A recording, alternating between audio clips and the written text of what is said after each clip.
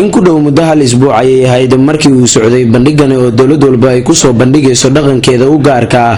waxaase meesha ka marnayn doorkii Soomaaliya iyadoo ay soo bandhigeen ardayda dhigata jaamacadda Garden City bandhig fiican oo aad u cajab geliyay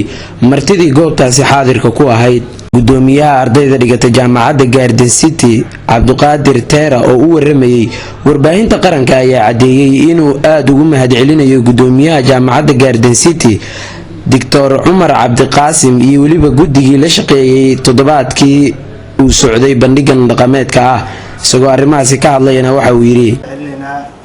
ra'iiska jaamacadda Garden City Umar Abdiqaasim iyo najlada barnaamijkan qabanqaabisay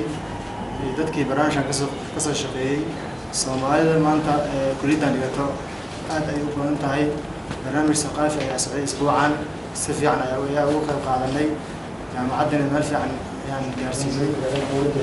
dadkii noo sabray oo noo shaqeynaya ayaga u mahadcelinaynaa qaas ahaan idaacadda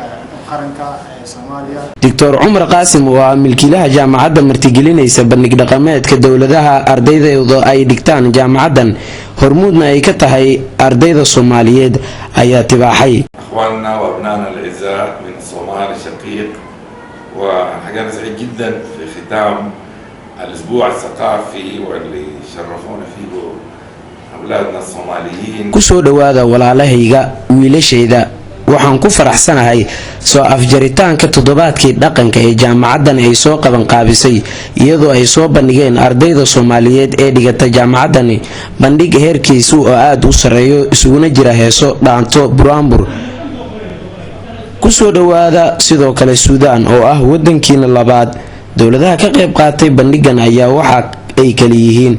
dowladda Soomaaliya koonfurta Suudaan iyo waliba Nigeria ayuu yiri gabagabadii bandhigaasi ayaa waxa warbaahinta qaranka sidoo kale la hadlay oo qaybsanaha dhanka warfaafinta safaaradda Soomaaliya ee dalka Suudaan Fiidow Maxamuud Fiidow isagoo sheegay in bandhigani ay sameeyeen ardaydaasi uu yahay qayb ka mid ah gaarsiinta dhaqanka Soomaaliyeed shucuubta aan aqoonta u lahayn ay ku nool dunidan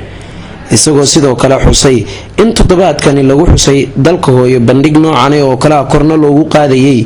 dhaqanka Soomaaliyeed waxa barnaamij aad u fiican oo lagu soo bandhigay waxyaabaha si wada qaadanaysay dhaqankii ciyaarihii wax walba lagu soo bandhigay waxa ay kala soo bandhigeen oo kale in markii dadkii ku sameeyaan sida qaabka isku bulshada Soomaaliya oo kale taasna waxay qayb ka tahay dareemeynaa in dhaqankii Soomaalida ardada meel walba joogaan muwaadinka Soomaaliga meel walba uu joogo inuu rabo dadkii kale inuu gaarsiiyo oo dhaqankii Soomaaliyeed maanta dad badan Suudaan oo wax badan ka fahanteen ee maanta arkeen sida uu ku wanaagsan yahay dhaqankani waxaan arkaynaa inuu yahay dhaqan ku horeysay waxaan ognahay in isbuucan wasaaradda faafinta la fikirka soo gabagabaysay barnaamijka dhaqanka ay Soomaaliya waday mar wasiirkana Maxamed Cabdi Xamaareye wuxuu sheegay in sii faafiyo hidaha dhaqanka marka tan waa markii ugu horeysay mudan wasiir hidaha dhaqankii ay dibadda sidoo kale ay sii faafiyaan iyadoo ay doonayaan ardada iyo muwaadiniinta meel walba ay joogaan in ay dhaqanka iyo hidaha dhaqanka ay sidaan dadweynaha kale u sii gaarsiiyaan Baas Maxamed Nuur warbaahinta qaranka caasimadda saddex geesoodka ee Khartoum Suudaan